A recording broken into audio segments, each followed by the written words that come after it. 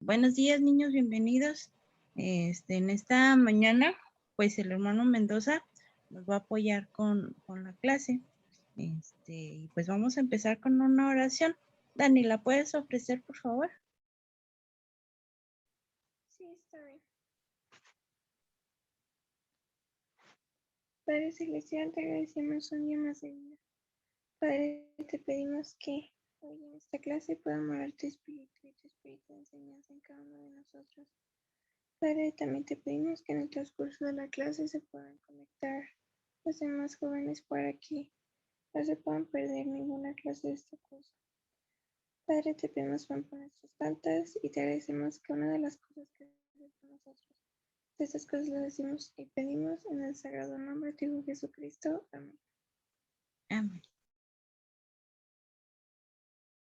Pues es su tiempo, hermano. Muchas gracias, hermana Connie. Pues muy buenos días, chicos. Quiero empezar con un repaso de lo que hemos visto en la sección 49 y la sección 50. Les voy a compartir un video bien agradable.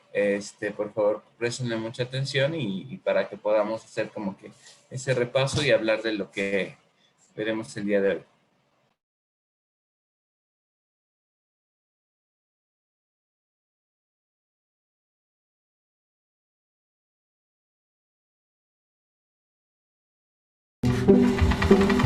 Es mayo de 1831 en Kirtland y el nuevo converso Levi Hancock está consternado. Va a la iglesia, abre la puerta y se encuentra con unos descabellados recién ordenados élderes que actúan insólitamente, como teniendo extrañas manifestaciones del espíritu, hablando en lenguas incoherentes, imaginando que tienen la espada de Labán, desplomándose en el piso o haciendo de cuentas que son serpientes que van a los lamanitas. ¿Qué les ocurre a estos tíos? El espíritu no guió a Levi a actuar de ese modo y se dice a sí mismo, quizá no soy tan puro como ellos. Espíritus falsos engañan a la gente, lobos en pieles de ovejas predican doctrinas falsas, hombres hipócritas se esconden detrás de máscaras y Satanás y sus compinches trabajan tiempo extra para enceguecer a nobles discípulos.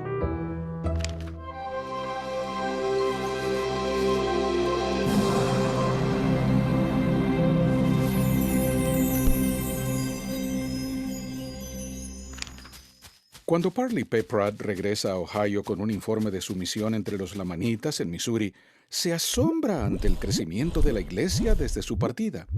Le alegra saber que José Smith se mudara a Ohio y que allí estuviera ahora a la cabecera de la iglesia.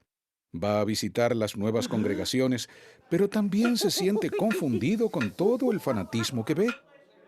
Ciertamente no fue eso lo que se les había enseñado. Así que Pratt y los otros élderes tratan el problema con el profeta. A José también le preocupaba el problema y humildemente reconoce que debe saber qué hacer. Los élderes oran con él y preguntan al Señor sobre esos espíritus y manifestaciones, y se les enseña que Satanás está enviando a sus falsos espíritus para engañar a la gente y hacer que se rebelen. El Señor también les enseña que mediante el sacerdocio y el Espíritu de Dios pueden detectar y hacer frente a esos espíritus, y da a los élderes el poder de resistir influencias malvadas siempre que sean humildes. Así que, con esa poderosa revelación y la guía clara del Señor, los élderes visitan varias congregaciones y reprenden a esos falsos espíritus en voz alta y enseñan a la gente la forma de dirigir sus reuniones de la iglesia en el espíritu de verdad. El Señor también aclara que parte de la decepción ocurre cuando los hipócritas les dan a Satanás y sus seguidores más poder. Un hipócrita es alguien que aparenta ser algo que no es, como cuando te portas bien solo cuando la gente te mira. Sí, un hipócrita es alguien que usa una personalidad falsa o se pone una máscara según la situación. Ahora, no hablamos de usar máscaras para protegernos de los virus, un disfraz de Halloween o para actuar sobre un escenario, aunque eso sería genial. No. Más bien nos referimos a alguien que actúa de un modo en la iglesia, pero se pone una máscara muy diferente en el trabajo o en una fiesta. O sea, ¿actuamos nosotros de un modo en casa y de otro diferente en público o con nuestros amigos? Recuerda, el Señor sabe quiénes somos, así que no es necesario aparecer como alguien más. En la sección 50 el Señor enseña que una manera de evitar la decepción es prestando atención a sentimientos de luz y de oscuridad. Sabemos que la luz viene del sol, pero también viene del Hijo de Dios, Jesucristo, que es la luz del mundo. Lo que es de Dios es luz, y al permanecer cerca de Él recibimos más luz, y esa luz se hace más resplandeciente hasta el día perfecto. La oscuridad, por otro lado, no nos edifica, ya que no es de Dios. Entonces, ¿cómo alejamos la oscuridad y tenemos más luz? Bueno, no es buscando la luz de las candilejas del teatro o el cine, sino prestando atención a lo que hacemos cuando estamos solos o en el teléfono. ¿Nos acerca eso a Cristo? ¿Qué tal lo que ves en la televisión, la música que escuchas, cómo hablas y con quién te relacionas? Todo esto nos dice si estamos siendo engañados por la oscuridad o guiados por la luz. Siempre escojamos la luz. Poco después, alguien que también buscaba la luz y trataba de no ser engañado era Lyman Copley, un hombre adinerado que vivía cerca de Kirtland. Les dijo a los santos que habían llegado de Colesville, entre ellos la familia Knight, que podían vivir en su propiedad, edificar casas y sembrar la tierra. Lyman había sido miembro de la religión de los Shakers antes de bautizarse y trataba de mezclar sus viejas creencias con las nuevas, lo cual no le estaba resultando. Los Shakers creen que el bautismo no es necesario, que no conviene casarse y, así, que la segunda venida de Cristo ya tuvo lugar y que Él se apareció como una mujer. Lyman hizo unas cuantas preguntas al profeta y José recibió la sección 49 como aclaración de la verdadera doctrina, que el matrimonio es ordenado por Dios, que el bautismo es una ordenanza esencial y que la segunda venida no ocurrió aún, pero que todos nos enteraremos cuando suceda. El Señor después pide a Copley que vaya con Sidney Rigdon y Parley Pratt a una comunidad de Shakers y comparta esta revelación. Entre ellos estaba su líder, Ashbel Kitchell, quien invitó a los misioneros a asistir a una reunión. Al terminar, Rigdon se puso de pie y preguntó, ¿podría compartir algo con ustedes? Kitchell dijo que sí, y Sidney leyó a los Shakers la revelación de la sección 49 y les preguntó, ¿podemos enseñarles más sobre estas cosas? Kitchell dijo, no, rechazamos que eso venga de Dios y no queremos oír más. Desalentado, Sidney iba a partir, pero Parley tenía algo más que decir. Se levantó y se sacudió el polvo de su chaqueta como testimonio contra ellos, lo cual hizo que Kitchell llamara a Pratt «bestia sucia». Y aquello no terminó para nada bien.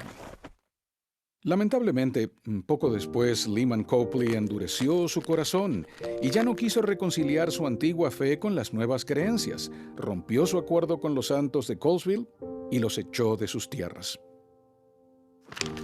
Ahora los santos de Colesville no tienen dónde vivir, lo cual crea nuevos problemas. Pero nos lleva a Sion, sobre lo que aprenderemos la próxima vez.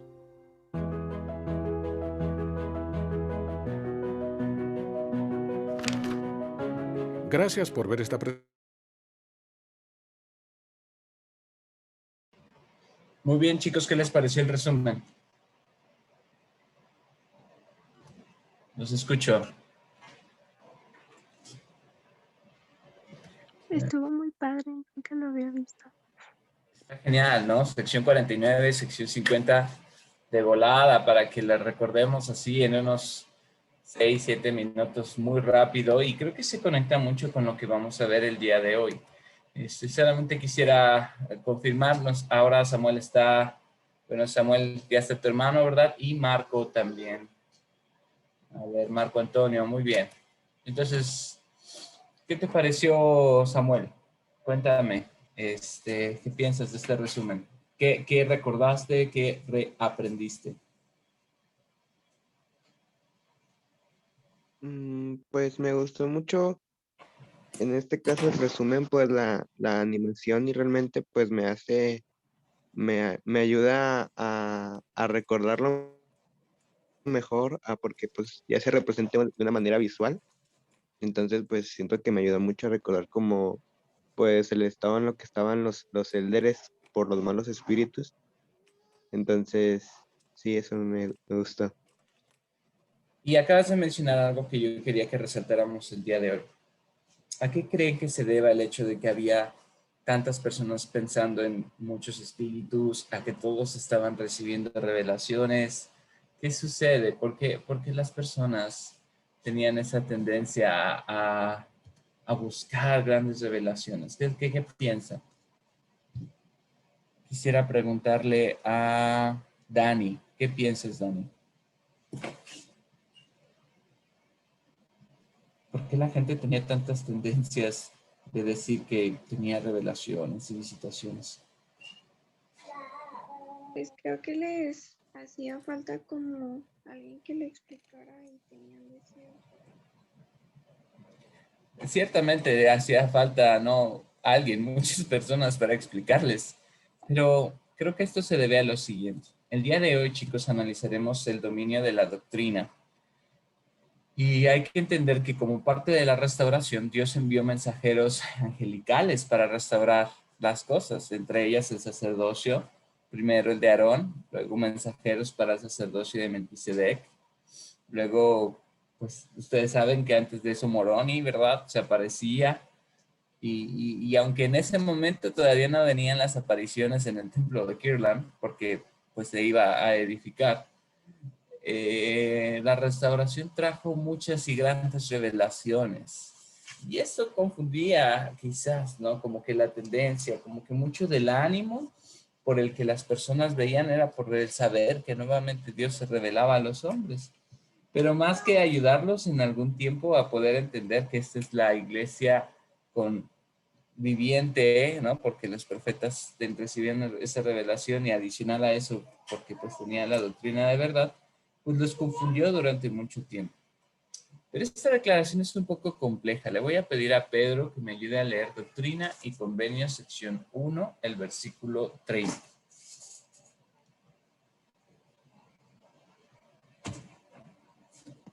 Disculpe, ¿cuál, hermano? Sección 1 de Doctrina y Convenios, el versículo 30.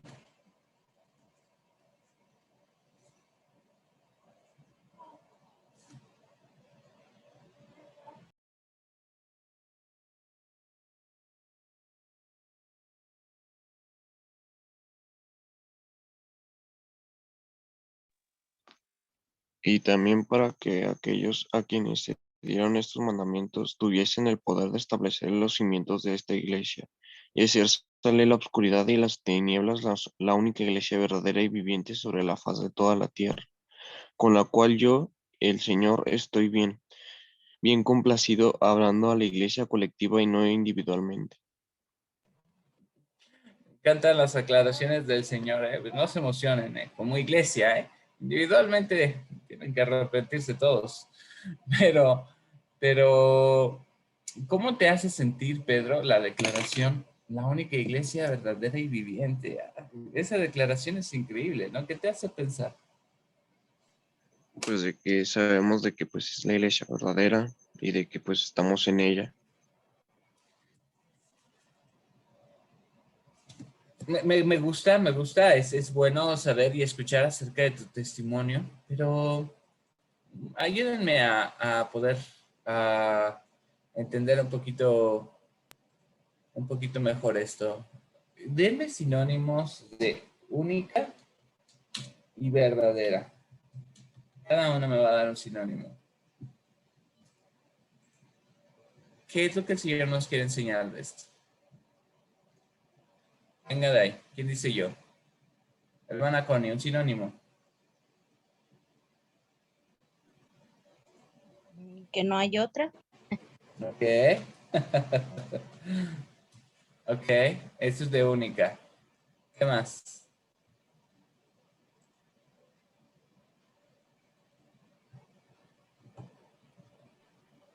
No es Verdadera, falsa. pues.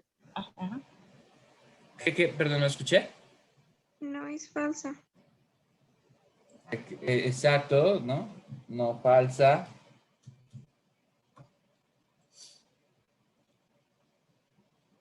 Samuel.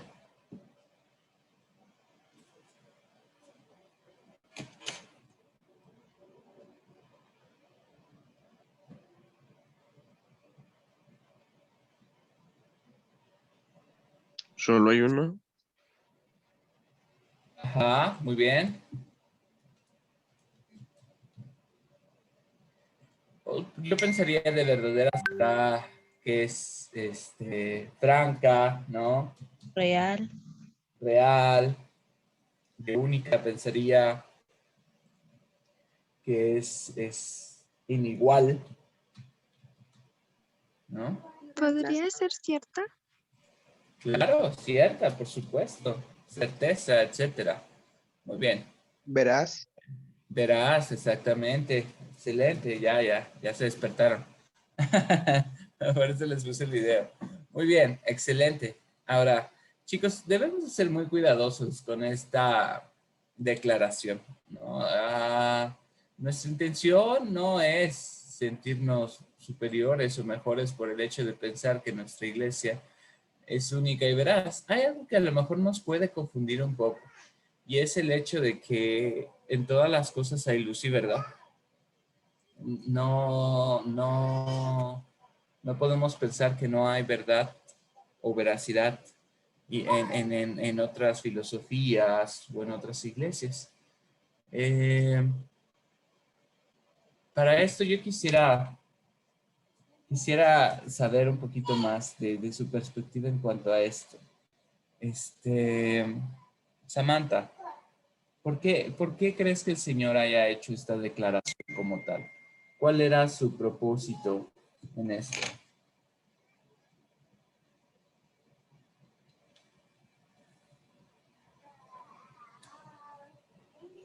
Pues era como hacer que las personas pudieran verla más como más claramente, con que era cierto, pues,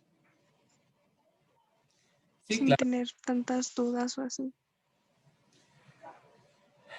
Aún así, yo creo que iba a haber dudas. Imagínense qué tiempos aquellos de la Restauración, en la que había tantas denominaciones religiosas y no había tanto acceso a la información como lo tenemos ahora. Creo que el poder determinar un testimonio hoy en día es muchísimo más difícil que incluso en esa época, porque con tanta situación y con tanta información, qué difícil es poder hacerlo, ¿no? De determinar nosotros mismos esto. Eh, Considerar la frase la única iglesia, ¿no? Verdadera y viviente. Quisiera que pudiéramos pensar en cómo tener un testimonio en cuanto a esto, porque no es fácil. Miren, yo creo, y es mi punto de vista, yo creo que es sencillo encontrar nuestro testimonio en cuanto a la existencia de un Dios. Además, es un conocimiento casi universal.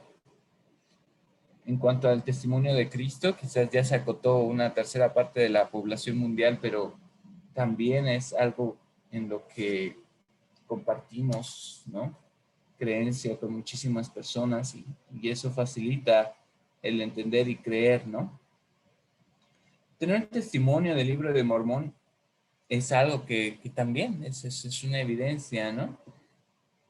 Sin embargo, quiero que sepan que no somos los únicos que utilizan el libro de Mormón como un libro de doctrina, ¿no? Y esto es interesante. Son ya muchísimos menos, ¿no?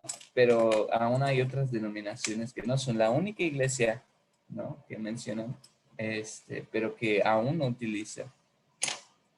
Mi pregunta de reflexión, y les voy a pedir que tomen 2 minutos para pensar en eso. ¿Cómo puedo saber yo entonces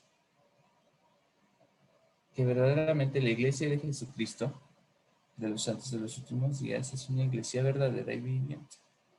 ¿Cómo lo puedo saber por mí? Quiero que piensen en eso.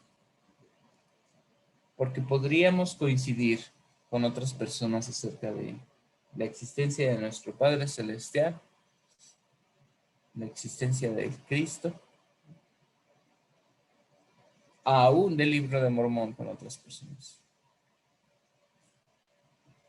Pero ¿qué puede ayudarme a saber?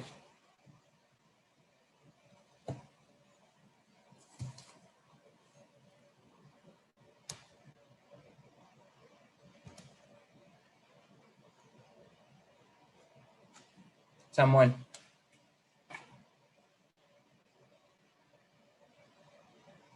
sí, ¿qué te puede ayudar a saber?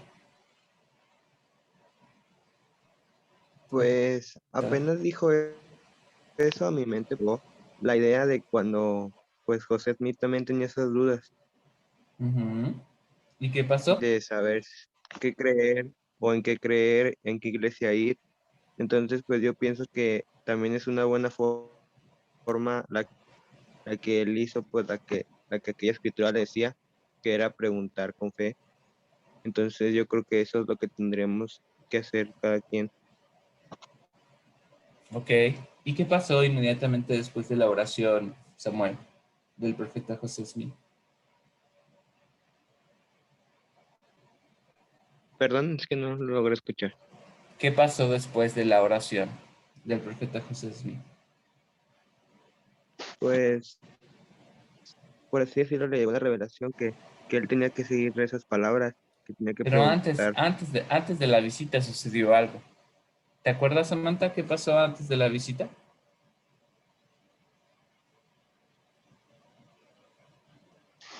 como de la visita. Del padre y del hijo.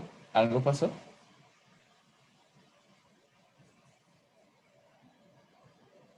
Mientras él se llevaba orando, mm, algo pasó.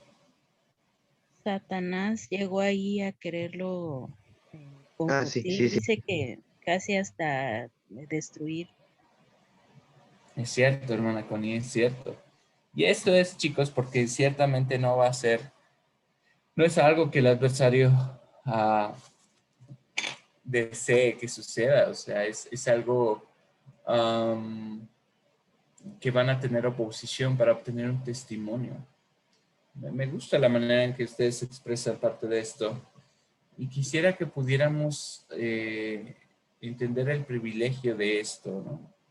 El presidente Oaks nos enseña, a causa de esta declaración acerca de la iglesia verdadera y viviente, nos referimos a esta su iglesia, nuestra iglesia, como la única iglesia verdadera. A veces lo hacemos de un modo que ofende en gran manera a las personas que pertenecen a otras iglesias o que se adhieren a otras filosofías. Sin embargo, Dios nos ha enseñado, no nos ha enseñado nada que deba hacernos sentir superiores a otras personas. Desde luego, todas las iglesias y filosofías tienen algo de verdad en ellas, unas más que otras. Ciertamente Dios ama a todos sus hijos y ciertamente el plan de su evangelio es para todos sus hijos, todo de acuerdo con su propio tiempo. Entonces, ¿qué significa que la iglesia de Jesucristo, de los santos de los últimos días, es la única iglesia verdadera? Bueno, hay tres características que debemos de entender acerca de eso. Número uno, la plenitud de la doctrina. Número dos, el poder del sacerdocio. Y número tres, el testimonio de Jesucristo, que explican por qué Dios ha declarado y por qué sus siervos sostienen que esta es la única iglesia verdadera y viviente sobre la faz de la tierra. La plenitud de la doctrina, o algunos decimos del evangelio, el poder del sacerdocio y el testimonio de Jesucristo. Ayúdenme a entender cómo estas declaraciones nos ayudan a poder tener un poquito más de claridad en cuanto a esto.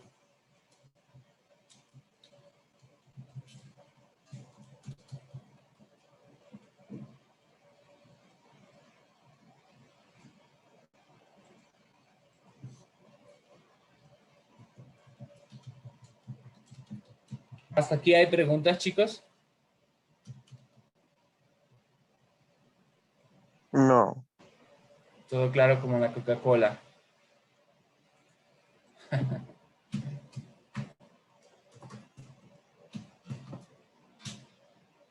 Muy bien. Y la tercera es el testimonio de Jesucristo. No en orden de prioridad, simplemente en orden de mención. Ok, empecemos. Porque es importante que estemos todos en el contexto de por qué es que es esta declaración. Pedro, ¿estás ahí? Sí. ¿En qué sentido la iglesia de Jesucristo tiene la plenitud de la doctrina o la plenitud del evangelio?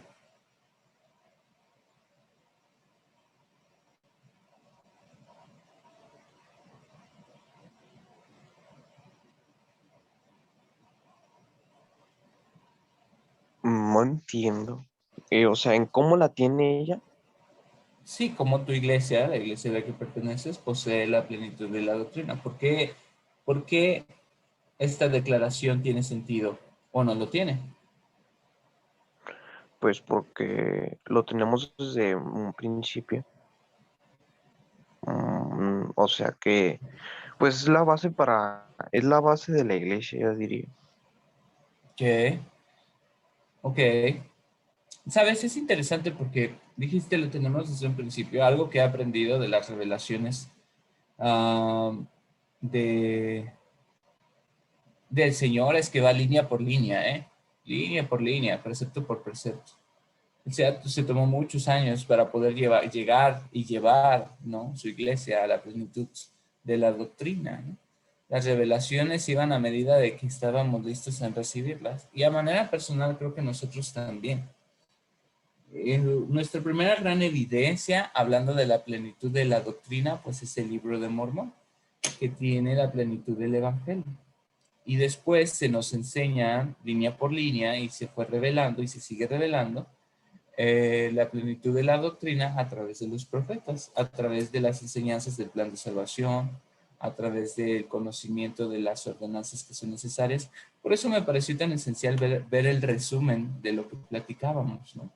Porque es muy claro para las enseñanzas del Evangelio de Jesucristo aquellas cosas que son esenciales y no. ¿Se acuerdan de los templadores, no? Que ellos tenían otras ideas, ¿no? Pero siendo la iglesia tan nueva, muchas personas quisieron traer sus tradiciones, pues, de otras situaciones. Y hay tradiciones que podemos conservar de nuestra vida anterior, pero hay tradiciones que sí debemos de cambiar cuando se trata de aceptar la plenitud del Evangelio.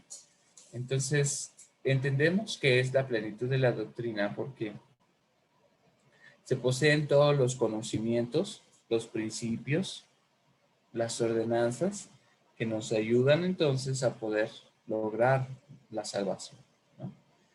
Muy bien, ahora Marco, ¿en qué sentido decimos que por qué tenemos el poder del sacerdocio? Cuéntame.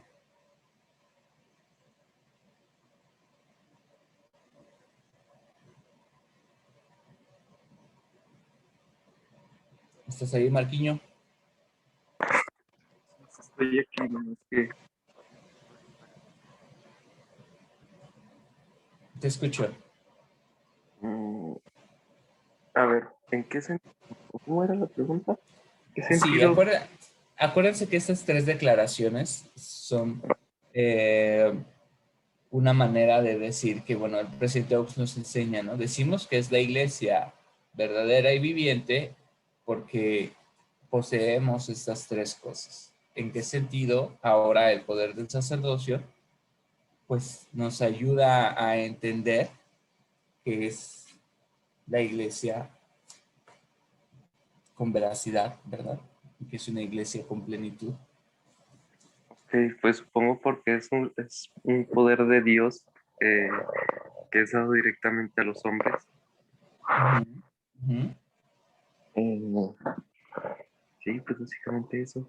¿Y cómo puedes saber que el poder del sacerdocio es real? Ay, hijo.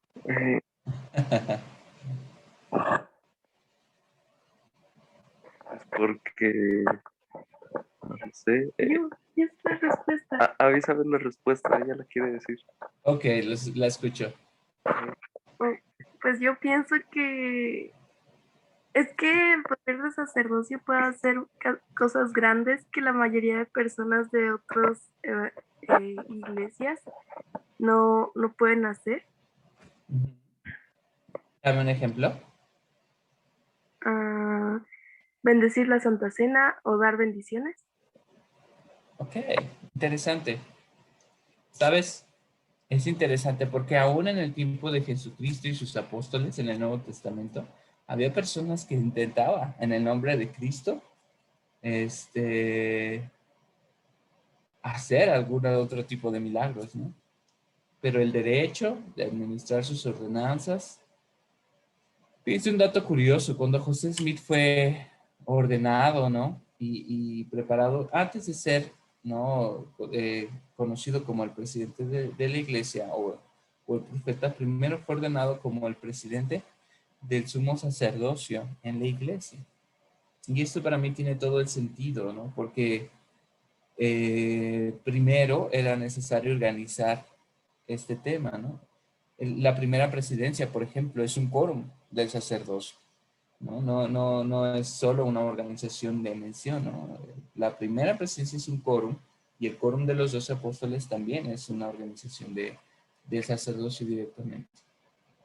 Yo creo que lo que mencionabas tiene mucho sentido para mí, porque es a raíz del testimonio, de las experiencias con el sacerdocio, que vamos a poder saber. Yo creo que este es un testimonio más gradual, tanto para los poseedores del sacerdocio como para aquellos que han sido bendecidos a través de esta influencia y este poder.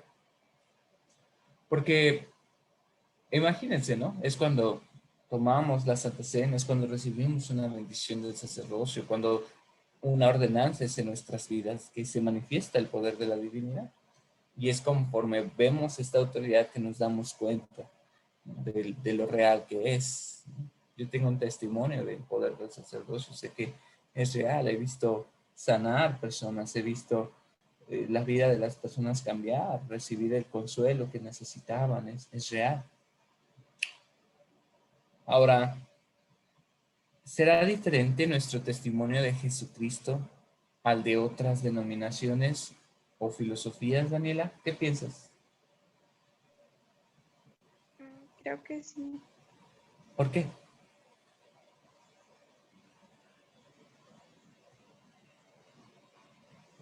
porque pues lo mismo que no vivimos como las otras iglesias, pues no tenemos el mismo testimonio, o podemos tener nosotros un testimonio más.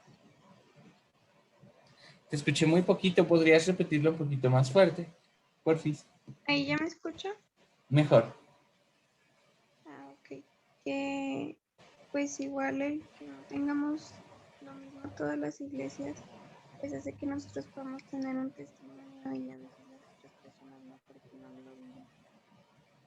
Ok, entiendo mejor. Sí, tiene mucho sentido lo que dices. Y por eso es que el presidente Oak sabe perfectamente que en todos lados puede haber principios de verdad. Ahora, recuerden cómo sucedió la apostasía. O sea, recuerden que, am, que en un principio la verdad estaba enseñada ya y cómo poco a poco se fue perdiendo y poco a poco se fueron cambiando las cosas a lo largo del tiempo. O sea, acuérdense que, que tiene mucho sentido que haya principios de verdad y luz en todos lados, ¿no? Incluso hay muchas verdades que ustedes podrán aprender en sus estudios seculares que les ayudarán a identificar esto. Yo agradezco mucho que puedan eh, entender un poquito esto.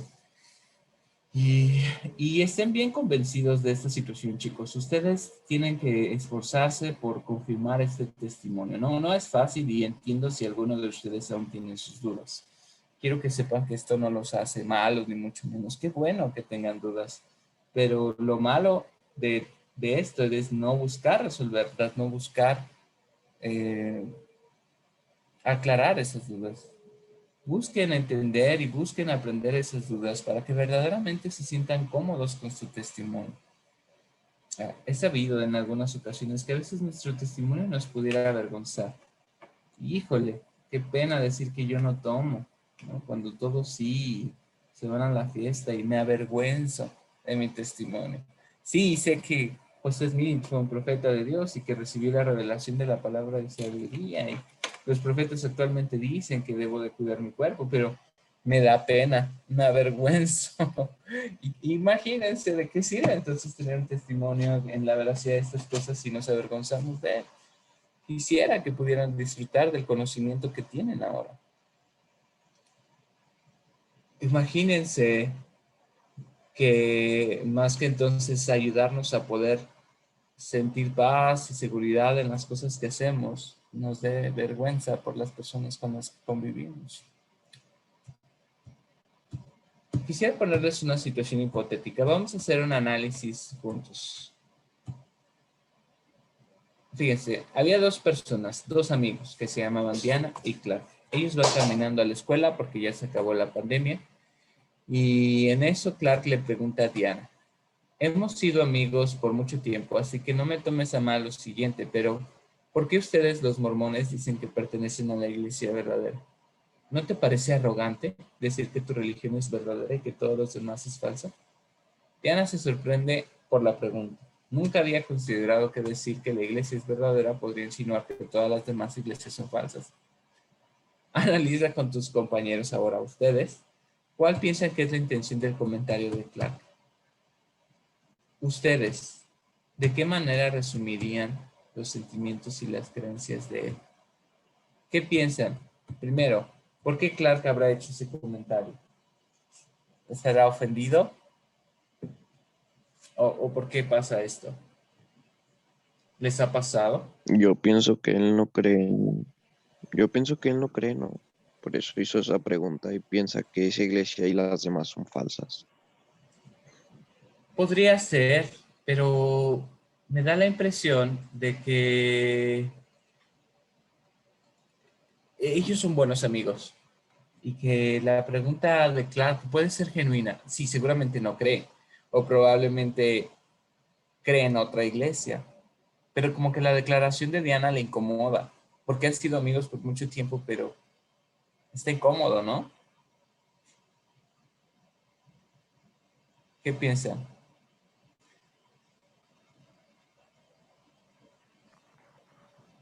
Bueno, pues yo pienso que de gente como que, bueno, personas se van con esa, ay, no sé, con esa mentalidad de que solamente la iglesia católica es la verdadera porque todo mundo la sigue. Y la iglesia mormona es como así muy extraña en el mundo porque pues creemos en cosas diferentes que ellos creen, que la mayoría de personas creen. Ok, y es interesante tu observación, te agradezco muchísimo. Déjame nada más estar seguro. Eres Sara, ¿verdad? Sara Abigail. Sí, solamente que como soy hermana, Estás con Marco. Sí, sí, no te preocupes, solo quería estar seguro de a quién me dirigí. Fíjate, Sara, que es interesante. Tú dijiste un ejemplo en específico. Pero ni siquiera sabemos si Clark era específicamente católico. Yo pienso que esta pregunta del buen Clark es una gran oportunidad. O sea, si yo resumiría los sentimientos de Clark, yo no sentiría como que me esté atacando. Yo pensaría que él tiene un interés genuino en saber, pues, qué onda, ¿no? O sea, ¿por qué? ¿Por qué dices eso? Imagínense que el verdadero sentimiento de Clark sea de dónde viene la seguridad de Daniela. Ah, de Diana, perdón, pero vamos a decir Daniela. ¿Qué hace que Daniela esté tan segura de su testimonio? ¿Por qué tú declaras que estás en la iglesia verdadera? O sea, es arrogante, a lo mejor, pero debe de haber algo. Debe de haber algo. ¿Qué piensas, Daniela? ¿Qué le contestarías a Clark?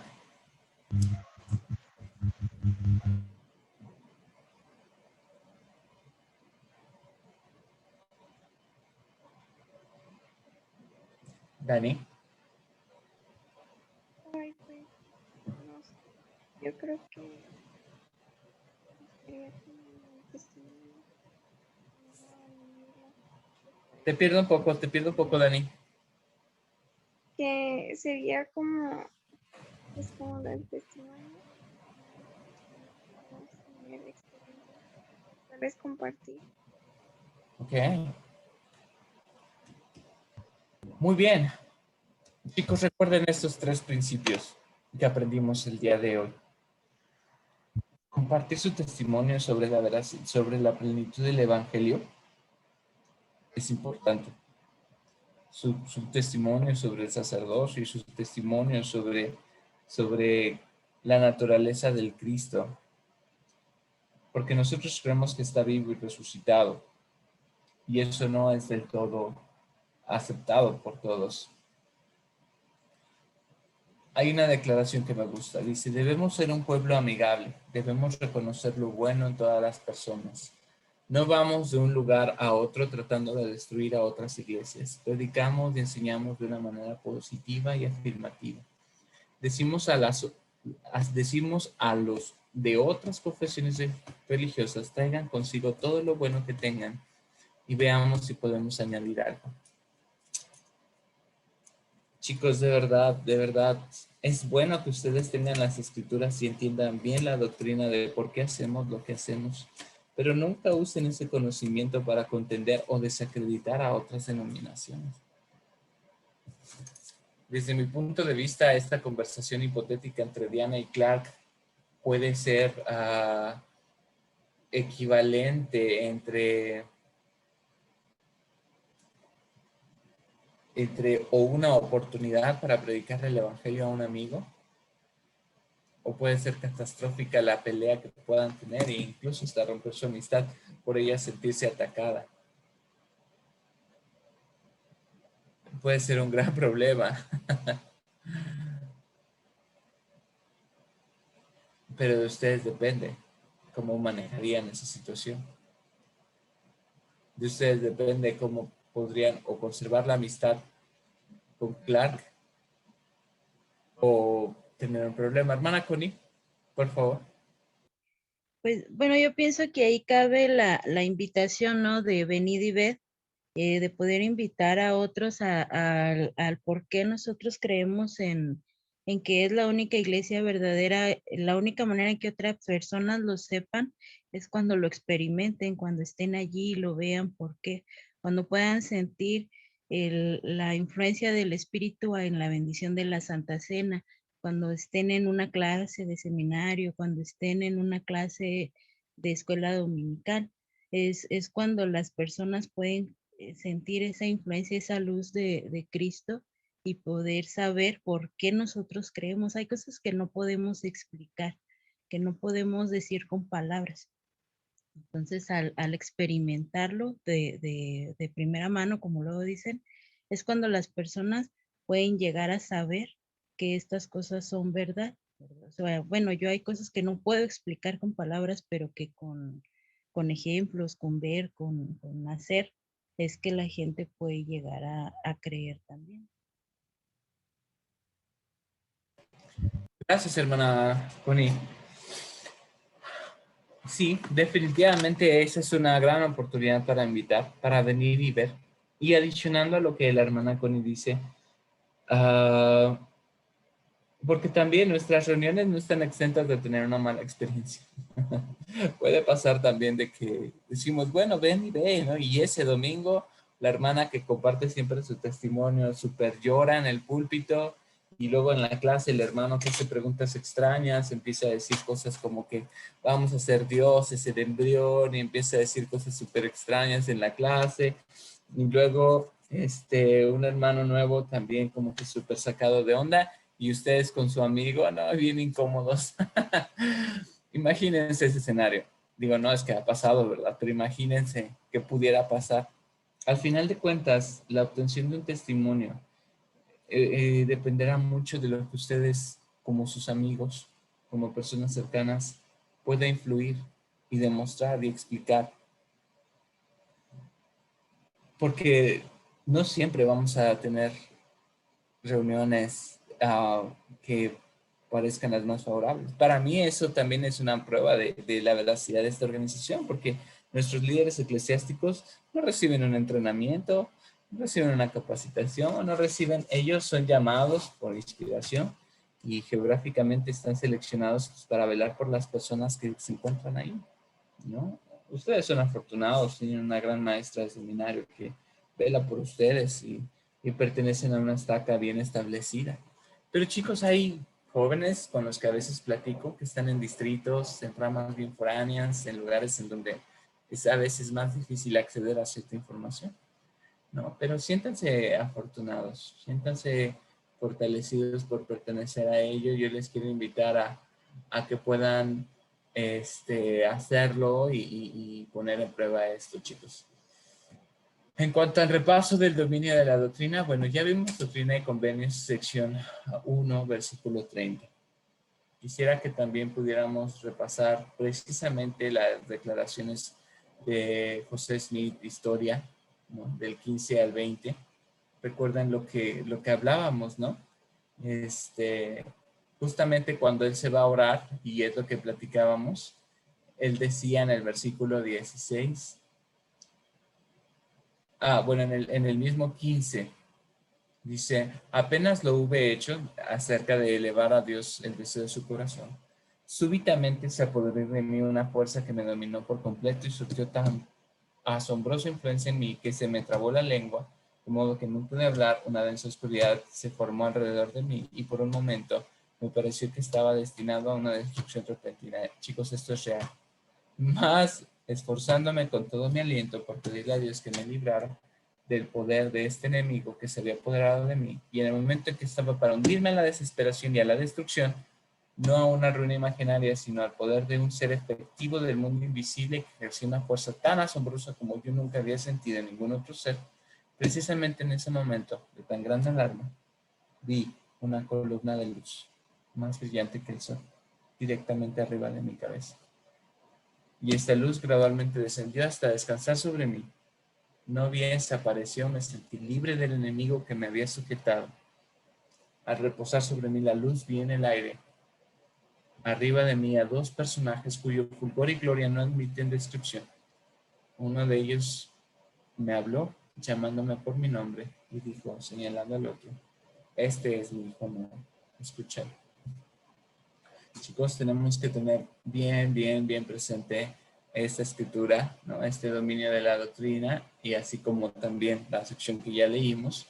Y bueno, se nos agrega una más que también necesitamos recordar, ¿no? Que habla acerca de la importancia de este evento y de todas las cosas que el profeta José Smith hizo en el proceso de la restauración, que es Doctrina y Convenios 135.3, que habla: José Smith, el profeta y vidente del Señor, ha hecho más por la salvación del hombre en este mundo que cualquiera otro que ha vivido en él, exceptuando solo a Jesucristo, a Jesús. En el breve espacio de 20 años sacó a la luz el libro de Mormón, que tradujo por el don y el poder de Dios, y lo ha hecho publicar en 2 continentes. Ha enviado la plenitud del Evangelio sempiterno que el libro contiene a los 4 ángulos de la tierra. Ha publicado las revelaciones y los mandamientos que integran este libro de Doctrina y Convenios, así como a muchos otros sabios documentos e instrucciones para el beneficio de los hijos de los hombres.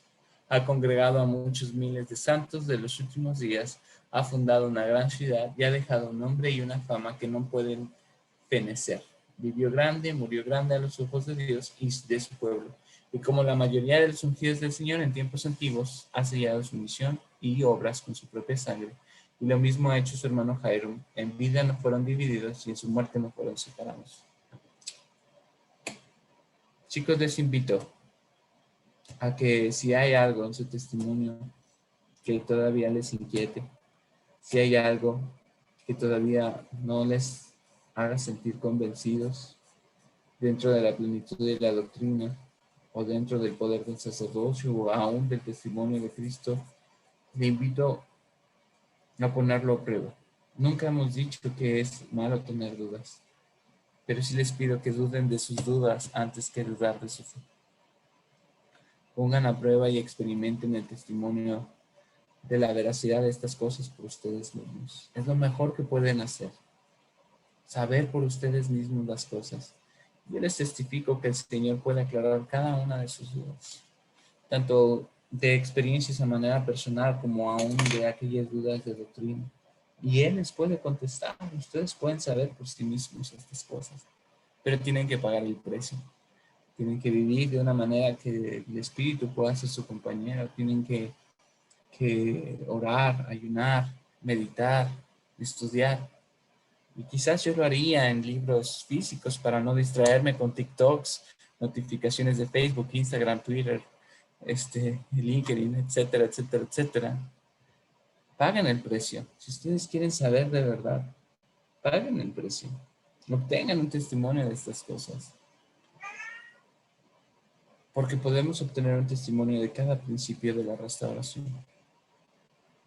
No es fácil, pero vale la pena. Porque una vez que ustedes sepan la veracidad de estas cosas, yo les prometo que habrá paz y seguridad y sabrán ser amigables, como Diana debió haber sido, ¿no? Otra vez iba a decir Daniel, con el ejemplo de Clark.